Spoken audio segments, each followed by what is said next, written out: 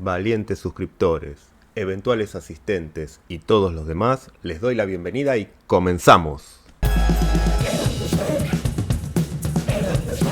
La obra de Freud y Lacan ha sido capturada por las carroñeras garras del marxismo cultural y el estatalismo.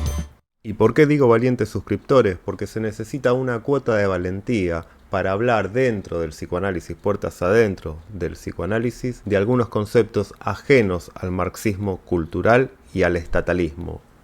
Lo que vamos a hacer hoy, ayudándonos del profesor Gabriel Zanotti, es empezar a desmontarla, pero no por ello nos privaremos de hacer algunas referencias y algunas aclaraciones a los planteos de Gabriel Zanotti. Gabriel Zanotti, que ha nacido en Buenos Aires en 1960, se ha doctorado en filosofía. Sus principales obras recogen o beben de las fuentes de la Escuela Austríaca de Economía, fundamentalmente de Mises, y ha intentado vincularla con el tomismo, con Santo Tomás de Aquino. En esta oportunidad traigo una conferencia en la que, como nos cuenta Gabriel Zanotti, ha estudiado en profundidad, y eso se nota en la conferencia que vamos a ver. Hace un desglose de la obra de Freud en términos bastante raros, en términos no habituales para los psicoanalistas argentinos o franceses, que es en términos liberales, en términos de la Escuela Austríaca de Economía. Trae una lectura liberal austríaca de la obra de Sigmund Freud, El malestar en la cultura. En los últimos años he estudiado a Freud como si fuera un filósofo más, ¿está? Lo considero así, un filósofo de la conducta humana, ¿está?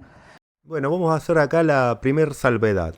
En 1922 Sigmund Freud escribió un artículo que se llama Dos artículos de enciclopedia, psicoanálisis y teoría de la libido. Se publicó en 1923.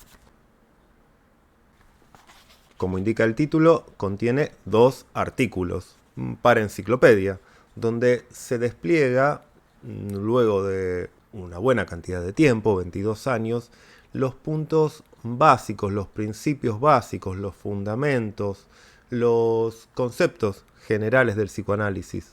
Es un artículo de mucha utilidad porque ahí vamos a encontrar a un Sigmund Freud genuino y no tanto el psicoanálisis que fue nutriéndose de las distintas ideas, no solo de Freud, sino también de sus discípulos, donde se evidenciaron algunas guerras intestinas respecto de qué concepto y cómo convendría mantenerlos. Nos interesa del primer artículo, Psicoanálisis, el último punto, que tiene por subtítulo Carácter del psicoanálisis como ciencia empírica. Lo van a encontrar en el tomo 18, página 249. Cito: el psicoanálisis no es un sistema como los filosóficos, que parten de algunos conceptos básicos definidos con precisión y procuran apresar con ellos el universo todo, tras lo cual ya no resta espacio para nuevos descubrimientos y mejores intelecciones. Más bien, adhiere a los hechos de su campo de trabajo, procura resolver problemas inmediatos de la observación, sigue tanteando en la experiencia, siempre inacabado, y siempre dispuesto a corregir o variar sus doctrinas. Lo mismo que la química o la física, soporta que sus conceptos máximos no sean claros, que sus premisas sean provisionales y espera del trabajo futuro su mejor precisión.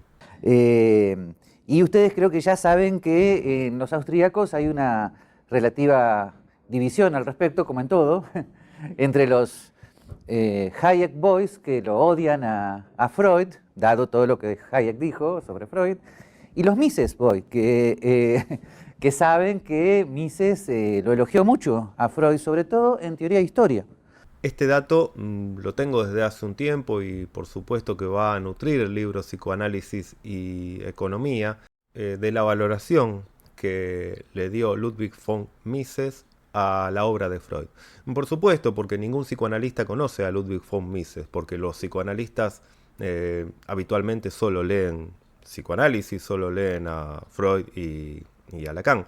Un psicoanalista es la persona, por lo menos un psicoanalista recibido, por lo menos un psicoanalista que trabaja en la clínica psicoanalítica, por lo menos un psicoanalista que no ha decidido abrir su espectro más allá de los textos psicoanalíticos, es la persona más ignorante del mundo, porque solamente basa su sabiduría en lo que dijo Freud o Lacan.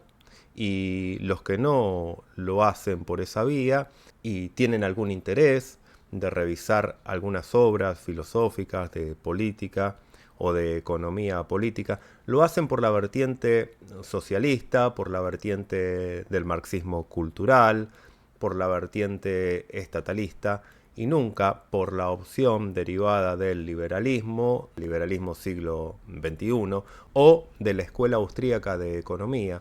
Las conexiones son notables y en esta oportunidad, al menos, salvando lo que dice Zanotti, vamos a leer ese pasaje en el que Ludwig von Mises exalta la figura de Freud y es en su libro principal, La acción humana. La 12ª edición de La acción humana, Tratado de Economía de Ludwig von Mises. En la página 16 podemos leer: nuestra ciencia se ocupa de la acción humana, no de los fenómenos psicológicos capaces de ocasionar determinadas actuaciones. Es ello precisamente lo que distingue y separa la teoría general de la acción humana o praxeología de la psicología. Esta última se interesa por aquellos fenómenos internos que provocan o pueden provocar determinadas actuaciones. El objeto de estudio de la praxeología, en cambio, es la acción como tal. Queda así también separada la praxeología del concepto psicoanalítico de subconsciente. El psicoanálisis, en definitiva, es psicología y no investiga la acción, sino las fuerzas y factores que impulsan al hombre a actuar de una cierta manera. El subconsciente psicoanalítico es una categoría psicológica, no praxeológica. Que una acción sea fruto de clara deliberación o de recuerdos olvidados y deseos reprimidos, que desde regiones, por decirlo así, subyacentes, influyen en la voluntad, para nada afecta a la naturaleza del acto en cuestión. La siguiente cita de este libro no es sobre el psicoanálisis, sino sobre Freud, y la encontramos en la página 43. Y en esta cita, que no es necesariamente elogiosa sobre la obra de Freud, sino simplemente es una precisión respecto de los temas de epistemología y de psicología, Mises dice lo siguiente: se trata de un fenómeno de conciencia condicionado, consecuentemente por el a priori lógico. Sorpréndense los psicólogos ante el hecho de que el hombre nada recuerda de su vida embrionaria o de lactante. Freud intentó explicar esa ausencia recordatoria aludiendo a la subconsciente supresión de indeseadas memorias. La verdad es que en los estados de inconsciencia nada hay que pueda recordarse, ni los reflejos inconscientes, ni las simples reacciones fisiológicas pueden ser objeto de recuerdo, ya se trate de adultos o niños. Solo los estados conscientes pueden ser recordados. Y esto es solidario con el psicoanálisis, al menos de Freud. Más allá de los enlaces falsos o los recuerdos encubridores, siempre se trata de una interpretación, siempre se trata de una rememoración que no puede evitar pasar por una nueva escritura. Les voy a ver las citas de teoría e historia, pero por supuesto van a ser recogidas en el contexto de los videos para el libro. Pasemos ahora a una mínima cita referida a Friedrich von Hayek. Al parecer es en este libro en el que aparece la primera referencia a Freud, pero la referencia es minúscula, es solamente una nota al pie de página. Podría ser que los textos posteriores a este, llamado El orden sensorial, los fundamentos de la psicología teórica, haya más referencias a Sigmund Freud, y quizás de ahí es que Gabriel Zanotti deriva esta idea de los Hayek Boys y los Mises Boys. Los Mises Boys a favor de Freud y los chicos de Hayek en contra de Freud. Si no recuerdo mal, es en la página número 76 donde aparece, sí, la referencia a Sigmund Freud. Es este pie de página. Veamos de dónde viene. Es el pie de página número 40, es el inciso 173. Dice: indudablemente ha sido poco afortunado para el desarrollo de la psicología que durante mucho tiempo se haya considerado el carácter consciente de la experiencia como el atributo diferenciador de su objeto de estudio, y que no estuviese disponible ninguna definición de los acontecimientos mentales que fuera independiente de este carácter consciente. Y ahí la nota al pie, donde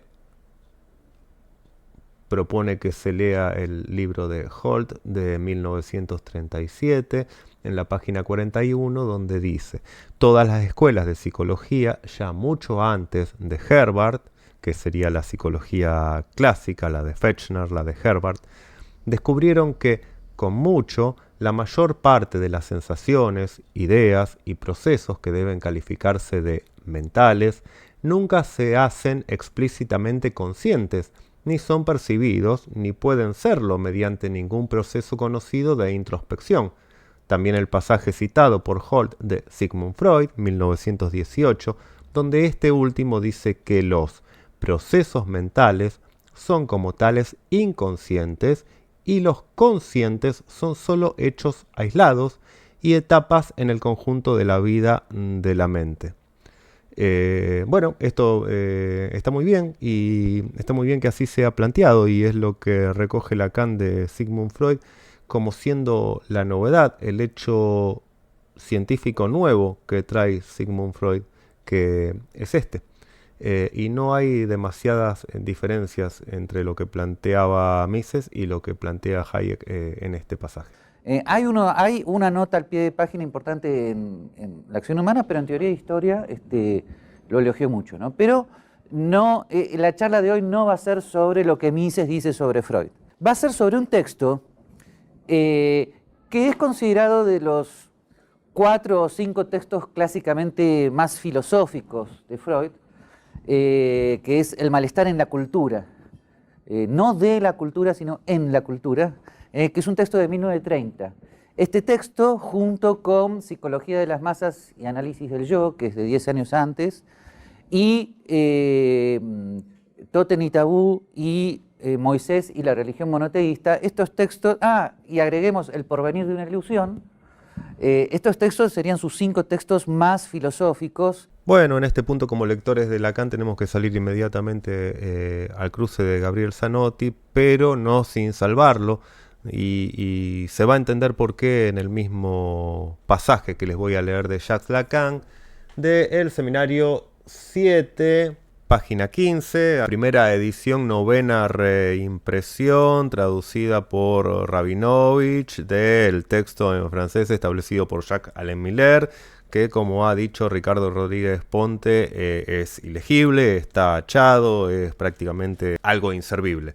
Pero puntualmente no está tan mal. Al comienzo, en el primer capítulo, página 15.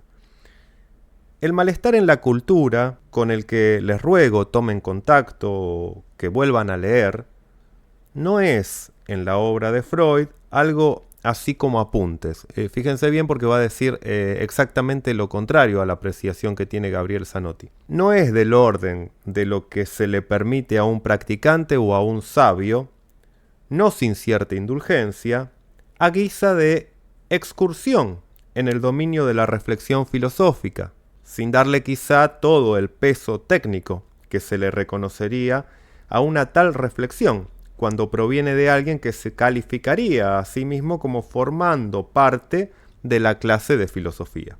Este punto de vista, demasiado difundido entre los psicoanalistas, y hay que agregar también entre los filósofos, entre los economistas, entre los lectores en general de Freud, debe ser absolutamente descartado.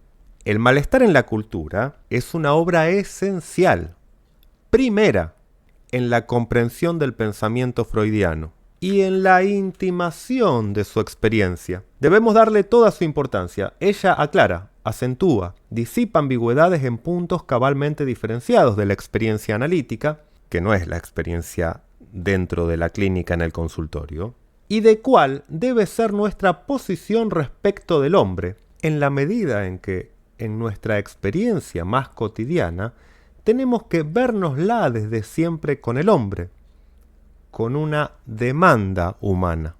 El método que voy a utilizar es tocar 7 puntos así oralmente, sin ninguna referencia, y luego voy a leerles con todo el entusiasmo que pueda algunas citas específicas, ¿no? Que obviamente son interpretadas desde mí, y bueno, tienen el texto para leerlo, es un ultra recontraclásico. Voy a dar mi interpretación sobre la tesis central del texto. ¿Está? Fíjense que no digo, voy a decir qué dice el texto. Dije, voy a dar mi interpretación falible sobre cuál es la tesis central del texto. Porque fíjense qué interesante, las sociedades humanas no son así. No somos ni tan pacíficos ni tan bestias. Somos una especie de intermedio. ¿Por qué son un intermedio? ¿Por qué son una especie de mix? ¿No? Y yo creo que es eso lo que contesta Freud en El malestar en la cultura.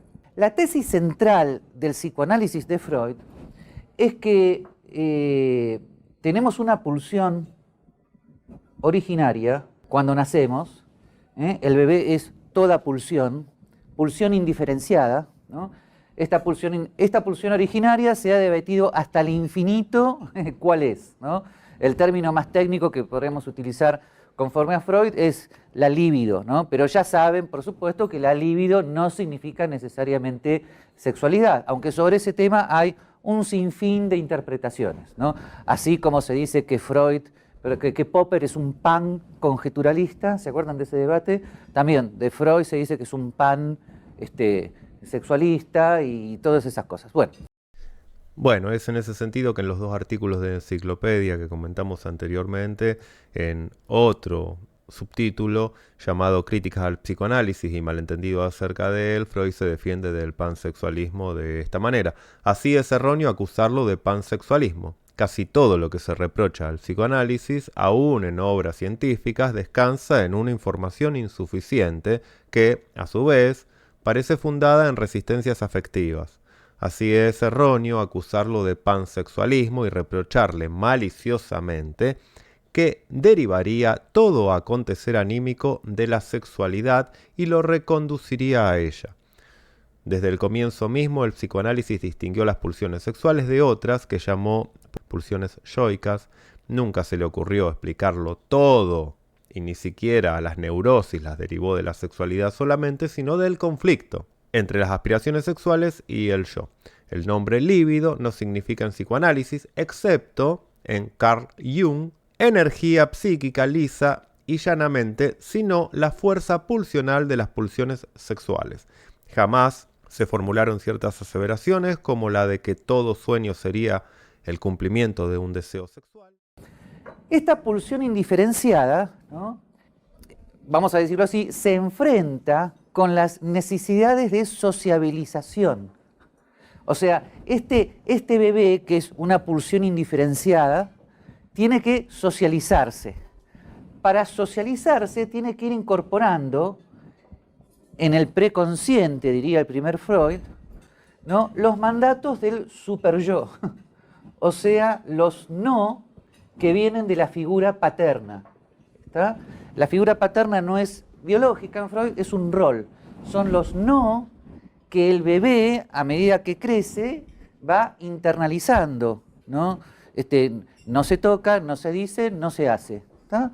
Va internalizando. Entonces, esta pulsión, según Freud, a medida que va incorporando esos no, ¿qué hace? No desaparece. La pulsión no desaparece, sino que se desvía. La pulsión es tan fuerte e inexorable que el individuo aparentemente se socializa, o sea, surge finalmente, ¿no? Si tenemos más o menos suerte, un neurótico socializado. La neurosis es el precio que pagamos por esta socialización, pero la pulsión originaria se desvía y estos desvíos producen síntomas que son el origen de las neurosis. O sea, las neurosis de angustia, fóbicas, las histerias, etcétera, etcétera, ¿no? Las neurosis son conflictos psicológicos, pero que inexorablemente todos tenemos porque la pulsión originaria tiene que haberse socializado. Porque la pulsión originaria es una pulsión de vida, es una pulsión de muerte, y vamos a ver que en este texto, ¿no? qué sucede con la pulsión de agresión. Pero el asunto es que esta pulsión tiene que haberse socializado. Como precio surgen las neurosis, y justamente para Freud, el psicoanálisis es su gran descubrimiento, no de cómo curar las neurosis, pero sí de cómo hacerlas más llevaderas y que no deriven en patologías peores. Les cuento, entre paréntesis, que esto que estoy diciendo ya corta, en mi opinión, una interpretación lamentablemente corriente de Freud, como si Freud hubiera dicho que para que no haya neurosis no tiene que existir los mandatos del superyo, no tiene que haber prohibiciones, ¿no? Jamás dijo eso Freud. Para Freud estas prohibiciones son absolutamente necesarias para un individuo socializado. Es más, en el Freud 101, si el individuo no es neurótico, entonces, o sea, si el individuo no tuvo las trabas del superyo, los no, si el individuo no tuvo un rol paterno, el resultado es que el individuo es psicológicamente perverso o psicótico. ¿Está? O sea, para Freud hay solo 3 posibilidades de evolución psíquica: neurótico, perverso o psicótico. ¿Está? No hay otras 3. Por lo tanto, todos tenemos mucha suerte si somos relativamente neuróticos. ¿Ah? Por supuesto, yo me he inventado una clasificación. Está el neurótico simpático, que es el personaje de las películas de Woody Allen, ¿no? Que nos hace reír, el que es tímido, ¿no? Pero hay neuróticos a veces un poquito más molestos. Pero vuelvo a decir, no crean jamás que Freud dijo levantemos las barreras del superyo, porque en ese caso lo que tienen es un perverso o directamente un psicótico. ¿Está? Tienen los textos de él al respecto, neurosis y psicosis, etcétera, etcétera. Así que este individuo socializado es lo humano para Freud, pero paga un precio. El precio son las neurosis. Ahora bien, por supuesto, el gran descubrimiento de Freud es que todos nosotros somos inconscientes de este proceso, ¿no? Excepto que venga Freud y nos los cuente, que es lo que hizo, y muchos no lo quisimos creer. Todos somos inconscientes de este proceso, y la originalidad del texto El malestar en la cultura consiste en que él dice que, dada que las neurosis fueron precios que tuvimos que pagar inconscientemente, entonces ese precio, ese costo, bueno, él no es praxiólogo, ¿no? En la utilización de estos términos, no le exijan demasiado.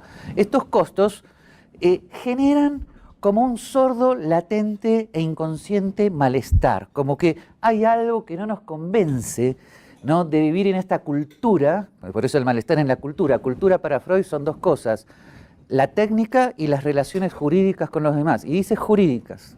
En la cultura en la que estamos, que significa adecuarnos a la técnica que nos permite evitar el sufrimiento de la naturaleza, aunque Freud, muy pícaro, dice que terminamos siendo dioses con prótesis, ¿no? Queremos ser dioses para evitar eso y terminamos siendo dioses con prótesis, la técnica. Y las relaciones jurídicas entre los demás, ¿no? Eso que él llama cultura y que él no desprecia en absoluto, al contrario, sin embargo, produce cierto malestar, ¿no? ¿Y qué pasa con ese malestar latente? ¿Cómo se manifiesta? ¿Qué consecuencias puede tener ese malestar latente, ¿no? Entonces, eso que le preocupa tanto a Freud tiene que ver con algo, otra vez derivado de acá, pero que es bastante complejo. Se los voy a decir a modo hipotético. Hay algo acá bastante complicado, pero resolvámoslo con el relativo escepticismo sobre los grandes autores. Lo que yo les voy a decir ahora es absolutamente hipotético y falible, pero les aseguro que lo que cualquier otro les va a decir también. Así que lo que a Freud le preocupa especialmente de este malestar es la pulsión de agresión. Ahora, en este texto, en mi humildísima interpretación, hay un tratamiento especial de la pulsión de agresión. ¿Por qué? Porque él en otros textos ya había dicho algo que es relativamente conocido, que la pulsión de vida originaria, la libido originaria, la pulsión hacia lo vital, ¿no? Lo vital quiere decir hacia la pulsión vital, ¿no? Esa pulsión vital tiene una contrapartida que es el tánatos, la pulsión de muerte, ¿no? La explicación de la pulsión de muerte, la mejor que pude encontrar en los textos de Freud, porque tiene varias, es casi evolucionista biológica. O sea, él sostiene que prácticamente en la evolución los sujetos están como tristemente destinados a transmitir su plasma germinativo. La especie es inmortal, pero el sujeto muere. Y en la transmisión del plasma germinativo estaría como la culminación de su ciclo vital, y por lo tanto en la transmisión del plasma germinativo al mismo tiempo hay una muerte. Por lo tanto, en la pulsión de vida está también la pulsión de muerte, porque al reproducirnos morimos. Esto puede ocasionar muchos chistes, la viuda negra, etcétera, etcétera, pero el famoso chiste de la viuda negra viene justamente de una araña que se come al macho, que no es el único caso. O sea, en los sectores más no sé cómo decirlos, en ciertos seres vivientes de la evolución, sobre todo muchos insectos, efectivamente, con la cópula sexual, el macho muere a tal punto que algunas hembras se comen al macho inmediatamente para llenarse de proteínas, como por ejemplo la mantis religiosa, ¿no? En principio, la pulsión de vida y la pulsión de muerte en Freud tienen que ver con esto, pero en este texto él le da un giro a la cuestión, un giro interesante. ¿Qué es esto? Primero, él insiste en que esta libido originaria, esto no es nada original, esta libido es esencialmente narcisista. Esto hay que tenerlo en cuenta. Narcisismo en Freud significa que el sujeto quiere todo el objeto para sí.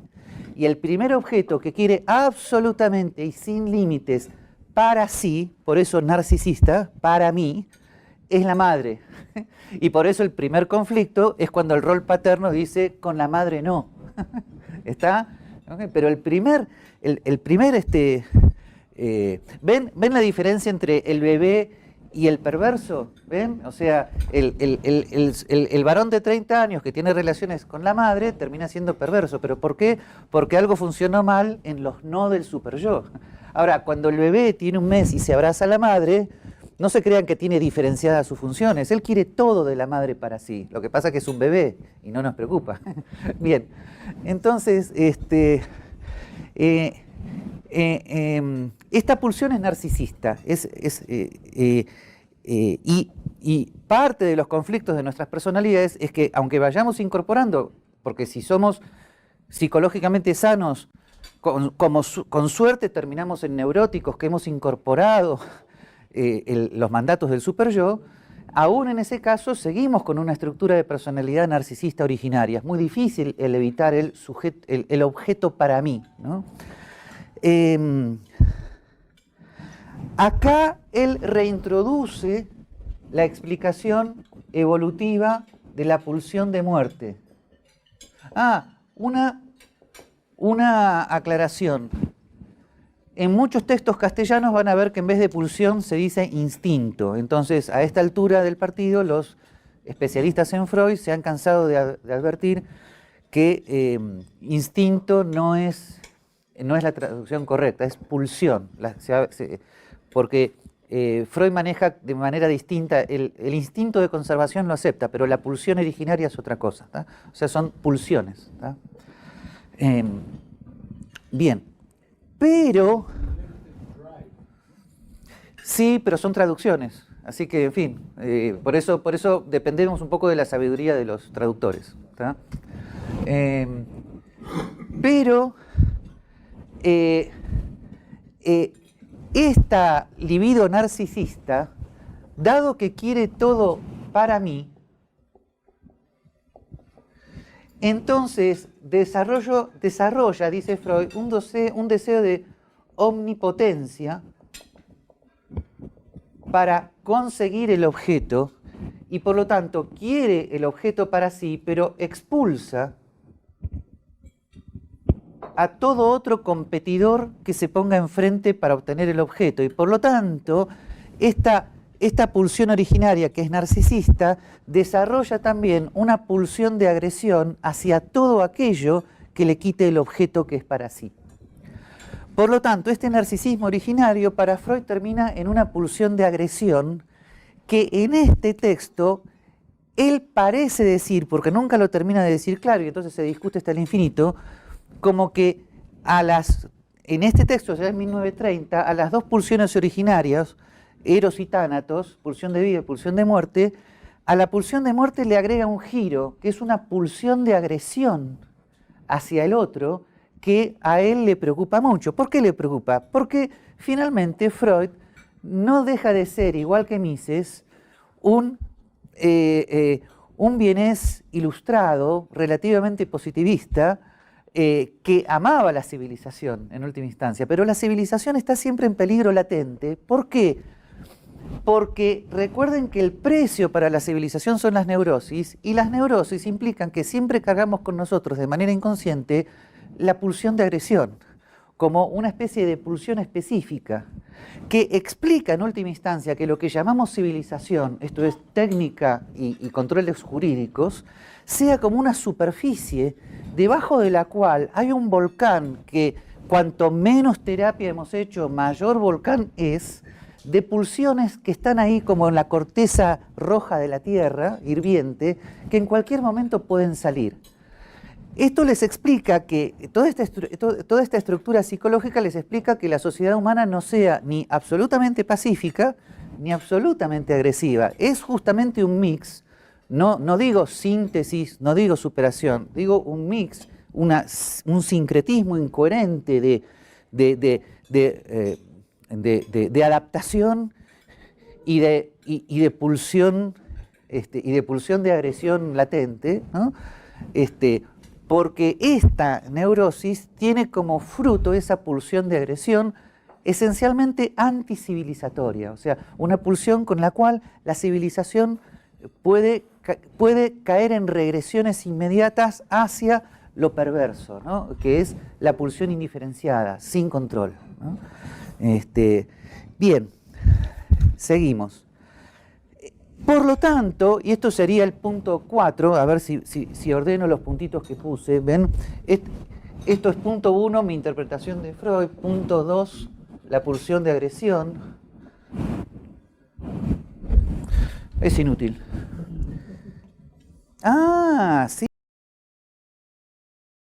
Esta expresión de Gabriel Zanotti refleja lo que para él es lo más importante de lo que está planteando respecto de la vinculación de Freud y los conceptos, los principios de la Escuela Austríaca de Economía, y por eso esa expresión es ese en el sentido de que lo que va a extraer como consecuencia del texto de Freud es que Freud aboga por la propiedad privada. No así se entiende el psicoanálisis ni la obra freudiana al día de hoy, porque han pasado muchos años de apropiación del marxismo cultural de la obra de Freud. Y miren, casi de lo que me olvido, un punto importantísimo para estas santas paredes, punto 3, es que Freud dedica prácticamente una página entera, que después vamos a leer, está hablando de todo esto y repentinamente dice, no me voy a meter en los debates económicos sobre el socialismo, ¿no? Él no hablaba de lo que no sabía, razón por la cual siempre Mises lo elogia, decía, Freud era un hombre modesto, pero Los socialistas pretenden, utópicamente, que eliminada la propiedad, los problemas de la agresión van a desaparecer, y yo les quiero decir que, dado todo lo que estoy diciendo, es absolutamente al revés. Eliminada la propiedad, la pulsión de agresión va a ser mucho más difícil de controlar, sobre todo porque eliminada la propiedad, la omnipotencia del deseo narcisista del para mí es incontrolable y las reglas jurídicas son imposibles de cumplir, ¿no? Así que dedica una página a decir que la eliminación de la propiedad es una solución, o mejor dicho, es una no solución, o sea, convierte en mucho peor el problema que queremos solucionar. Esto es muy interesante porque ustedes saben que en los 70 hubo un mix entre marxismo y psicoanálisis que fue hecho más bien por una especie de rama de izquierda de la Escuela de Frankfurt. Al mix de Marx y el psicoanálisis se lo conoce como freudomarxismo. Sobre todo Marcuse. Bueno, que ellos me perdonen, pero la verdad Freud no tiene nada que ver con eso, ¿no? Y sin embargo es una de las cosas que más se difundió, ¿no? Ese mix entre Marx y el psicoanálisis que en Freud no estaba en absoluto. Marx no es citado nunca. Nunca. Pero nunca es nunca, ¿eh? Vamos a corregir nuevamente a Gabriel Zanotti. Freud sí ha citado a Marx, es difícil encontrarlo, pero lo ha citado en las nuevas conferencias de introducción al psicoanálisis. La conferencia 35ª. Acá tienen ustedes el tomo 22 de las obras completas de Sigmund Freud, establecidas por Strachey y traducidas por Echeverry al español. Lejos de no citarlo nunca, acá veremos cómo fue citado al menos unas 12 veces y vamos a leer algunas de las entradas. La otra opción ha de tomarse mucho más en serio, y por cierto que en este caso lamento muchísimo la insuficiencia de mi orientación. Conjeturo que ustedes saben más que yo acerca de este asunto y hace tiempo que habrán tomado posición en favor o en contra del marxismo.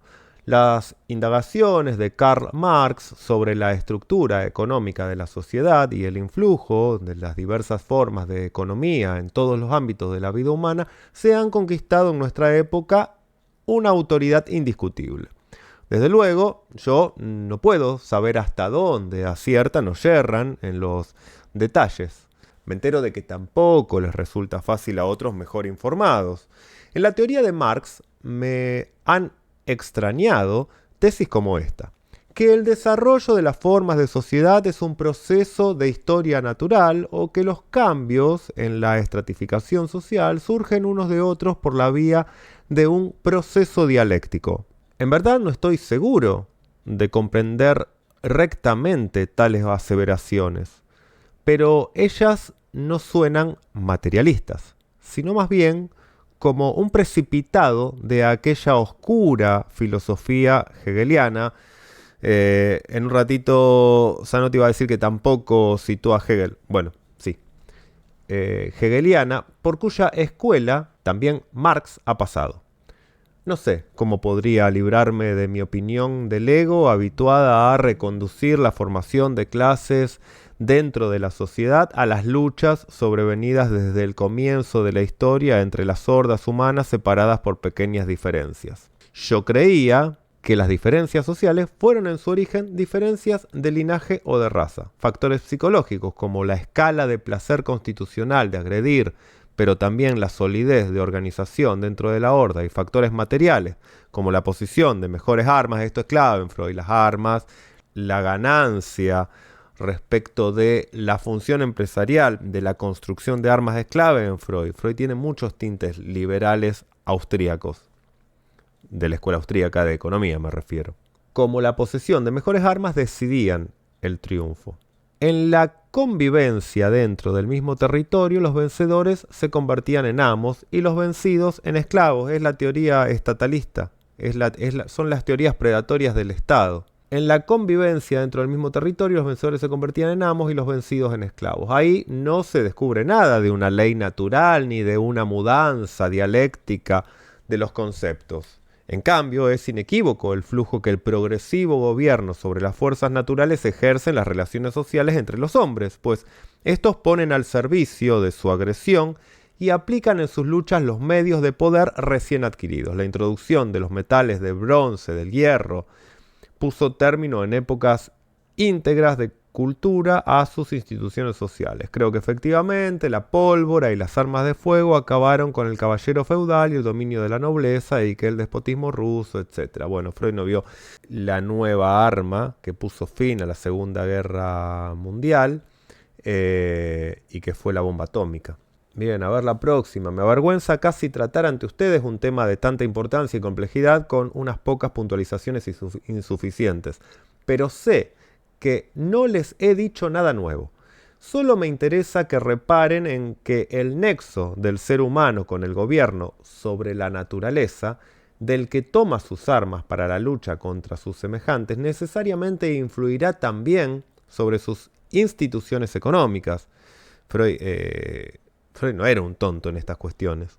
Ya lo vamos a ver también cuando en próximos videos sobre economía y psicoanálisis demos una clave respecto de Freud y Keynes. Solo me interesa que reparen en el nexo del ser humano con el gobierno sobre la naturaleza, del que toma sus armas para la lucha contra sus semejantes, necesariamente influirá también sobre sus instituciones económicas. Parece que nos hubiéramos alejado mucho de los problemas de la cosmovisión, pero enseguida nos situaremos en ellos. La fuerza del marxismo no reside, evidentemente, en su concepción de la historia ni en la previsión del futuro basada en aquella, sino en su penetrante demostración del influjo necesario que las relaciones económicas entre los hombres ejercen sobre sus posturas intelectuales, éticas y artísticas. Así, se descubrieron una serie de nexos y de relaciones de dependencia que hasta entonces se habían ignorado casi por completo. Vamos un poquito más. Si alguien, lo consiguiera, habría completado el marxismo hasta convertirlo en una real y efectiva ciencia de la sociedad. Con la recién adquirida intelección de la vasta significatividad de las relaciones económicas surgió la tentación de no dejar libradas sus variaciones al desarrollo histórico, sino imponerlas mediante una intervención revolucionaria. Ahora bien, está hablando seguramente de 1917 y los soviets. Ahora bien, en su realización en el bolchevismo ruso, el marxismo teórico cobró la energía, el absolutismo y el exclusivismo de una cosmovisión, pero al mismo tiempo un inquietante parecido con aquello que combatía, siendo en su origen un fragmento de ciencia, edificado sobre la ciencia y la técnica para su realización, ha creado sin embargo una prohibición de pensar tan intransigente como lo fue en su época la decretada por la religión. Está prohibida toda indagación crítica de la teoría marxista. Las dudas acerca de su corrección son penadas como antaño las herejías lo fueron por la Iglesia Católica. Las obras de Marx han reemplazado a la Biblia y al Corán como fuentes de revelación, aunque no pueden estar más exentas de contradicciones y oscuridades que aquellos viejos libros sagrados. Dijo algo sobre Marx Freud, lo castigó bastante duro. Y si bien el marxismo práctico ha desarraigado implacablemente todos los sistemas e ilusiones idealistas, él mismo ha desarrollado ilusiones no menos cuestionables e indemostrables que las anteriores. Bueno, hasta ahí son 10 entradas para Marx y marxismo. Por Freud. Absolutamente para nada. Hegel tampoco. Era un médico neurólogo, cuya formación en cultura, en literatura era extraordinaria, ¿no? Por eso ganó el premio Goethe. ¿Tá? Bueno, bien. Entonces, punto 3, la importancia de la propiedad para minimizar la pulsión de agresión, para minimizarla, ¿no?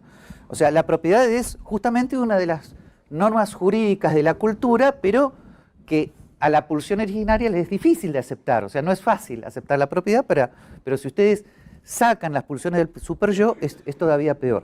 Y punto 4, la pregunta es, ¿hay aquí una visión hobbesiana de la naturaleza humana? Y es acá donde mi falible contestación es casi sí. Y efectivamente Hobbes está citada la expresión el hombro es el lobo del hombre. ¿Por qué? Porque con la erudición histórica que lo caracteriza y literaria, Freud utiliza varias páginas relatando la historia de la humanidad. Y la historia de la humanidad solamente una vez fue la historia de la Declaración de la Independencia de los Estados Unidos. La historia de la humanidad es totalmente al revés, es la historia de las conquistas, de las crueldades, de los ataques, de las invasiones. Esa es la historia de la humanidad, no es... ustedes van a decir, bueno, pero Hayek dice que es el orden evolutivo hacia la paz. Bueno, una sola vez, perdón. Entonces, hay una visión hobbesiana. Ahora te van a decir, pero Gabriel, esto es contradictorio con Locke. Bueno, ya vamos a ver, ya voy a hacer algunos comentarios, pero es importante que este casi Hobbes lo tengamos en cuenta, porque vamos a ver cómo vamos a manejar eso para una especie de advertencia a lo que sería una ilusión racionalista del liberalismo clásico. El punto 5 es que a mí me parece que con estas explicaciones Freud es para nosotros una advertencia de no caer en el optimismo antropológico de cierta versión racionalista, ingenua, incluso del liberalismo clásico. ¿Qué quiere decir? Que a veces nosotros tenemos la ilusión de que nosotros vamos a explicar el liberalismo a las masas, ellas lo van a entender y van a votar bien. ¿Saben qué? No. Porque este texto, si ustedes lo juntan con el texto de 1920, Psicología de las masas y análisis del yo, lo que les muestra es que las masas no tienen control consciente de todos estos factores inconscientes y por lo tanto la advertencia de 1920 es la alienación, ¿no? La destrucción de la personalidad, en la cual, como una peligrosa resolución de estos conflictos originarios, el individuo puede caer. O sea, uno de los resultados de manejar mal las neurosis es la alienación, o sea, el volver a buscar de manera regresiva la figura paterna en otro, y eso se llama alienación y derivan autoritarismos. Eso lo dice estrictamente Freud. Y si ustedes juntan con esto la pulsión de agresión, podrán ver que es vano suponer que las masas van a ser académicamente ilustradas. Ellas se van a manejar con estos conflictos inconscientes. Por lo tanto, yo creo que esta es una advertencia por un lado, para la ilusión de la ilustración del siglo XVIII, el ideal del progreso ilimitado, que era una especie de socratismo moral. El hombre que conoce el bien lo practicará, ¿no? Entonces, vamos a hacer la revolución francesa, ¿no? Vamos a educar a las masas en la razón y se acabarán todos los problemas del mundo y viene el progreso ilimitado y el fin de la historia. Y que se puede fracturar en cualquier momento, que llamamos civilización, ¿no? Hay muchas películas que juegan con esto. Ustedes, no sé si hay 2 o 3 películas clásicas que juegan con este tema. ¿Qué pasa cuando la civilización se destruye y los seres humanos quedan juntos? Cómo los que eran todos tranquilos y amigos se empiezan prácticamente a matar, ¿no? O sea, vemos que lo que llamábamos civilización es muy frágil. Nosotros mismos en este momento hagamos una película, ¿no? Ahora estamos todos muy tranquilos, somos todos muy amigos y muy civilizados, pero de repente no podemos salir de acá. Es la hipótesis de muchas películas de ciencia ficción. Pero de acá quiere decir de este salón. Pasa una semana, pasan 2, pasan 3, pasan 2 meses, pasan 3 años. Yo les pregunto, ¿qué va a pasar con nosotros en esa circunstancia? ¿Cuán amigos vamos a resultar todos, ¿no? ¿Qué paz, idilio y amor vamos a tener entre todos nosotros en esa circunstancia? Van a ver cómo inmediatamente esto que llamamos civilización, ¿no? empieza a diluirse rápidamente. Ustedes van a decir, pero Gabriel, vos sos cristiano, tendrías que pensar diferente, pero por supuesto, pero la gracia de Dios no es fruto de la civilización humana, es fruto de Dios, es otra cosa. ¿Ok? No es fruto de nosotros. Bien, es más, los que somos creyentes estamos totalmente convencidos de que lo que hace Dios con el judeocristianismo es tratar de civilizar a esa manga de bestias que somos nosotros, que quedamos después del pecado original. El judeocristianismo es el intento de Dios de tratar de civilizar a esa manada de bestias después del pecado original, ¿no? Bien, por lo tanto, me parece que como interpretación liberal clásica de este texto, acá hay mucho para trabajar entre este texto y también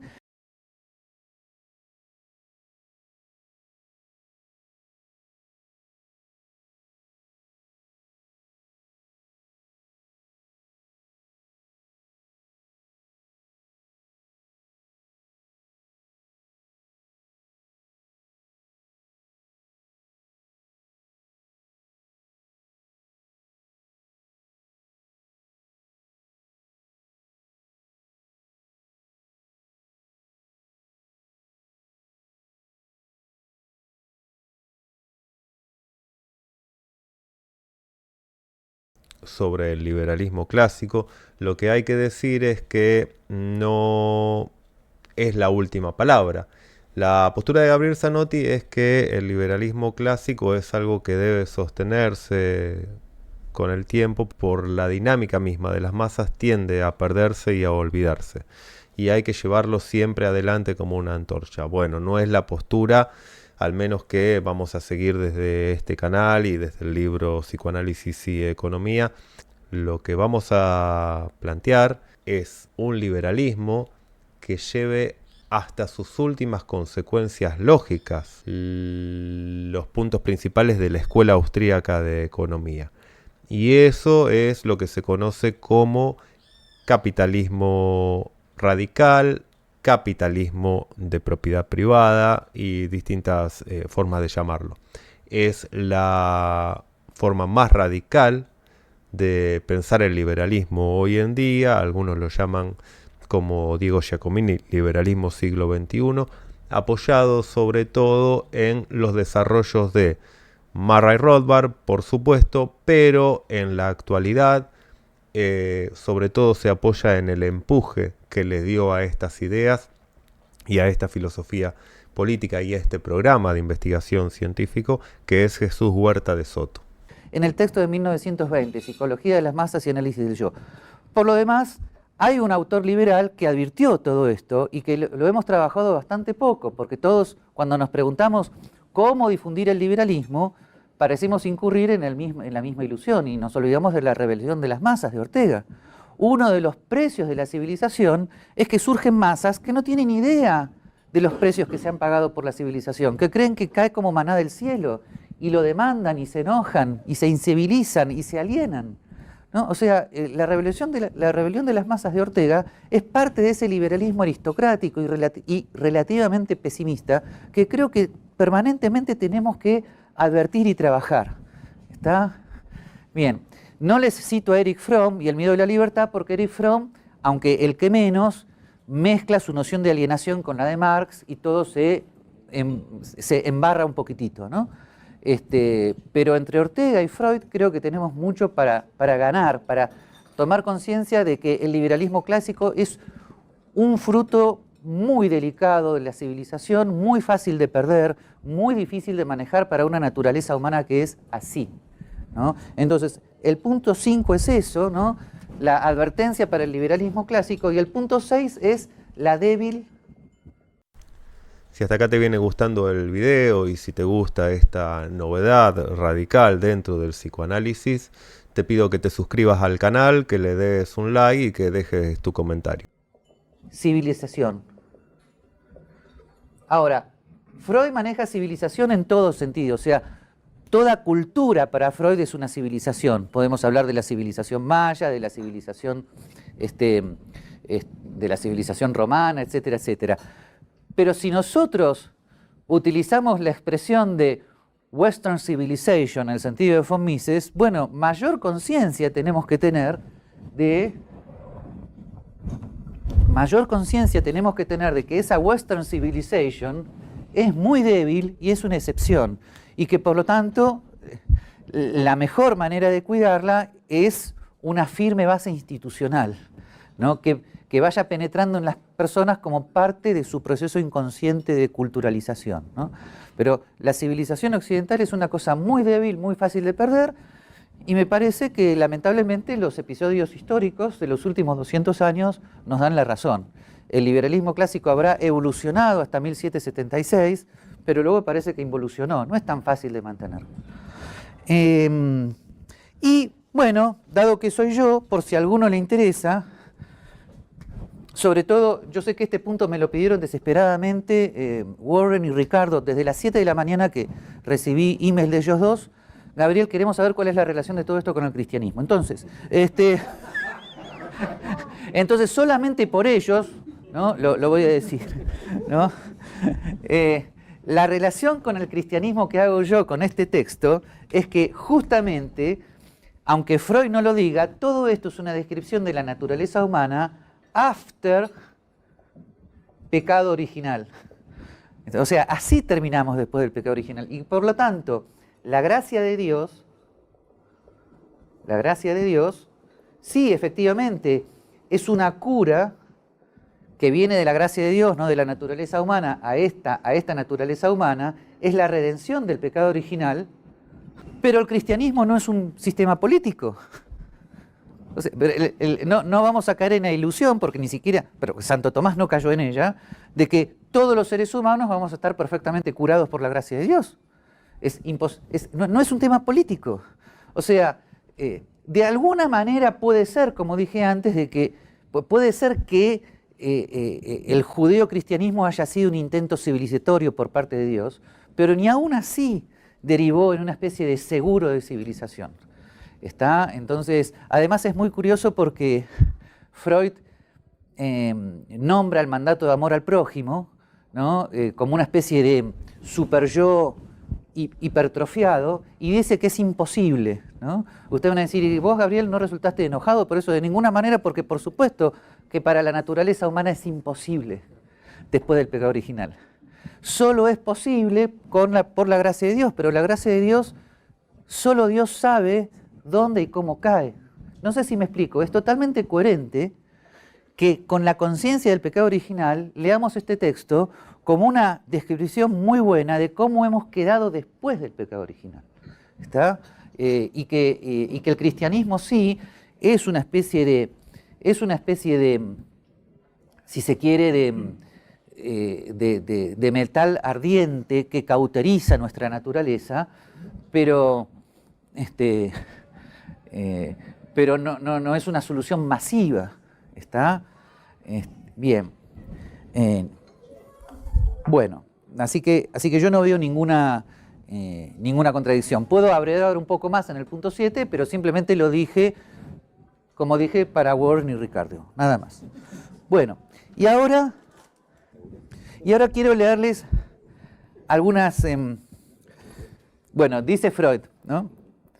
Por consiguiente, nos conformamos con repetir que el término cultura designa la suma de producciones e instituciones que distancian nuestra vida de nuestros antecesores animales y que sirven a dos fines: proteger al hombre contra la naturaleza y regular las relaciones de los hombres entre sí.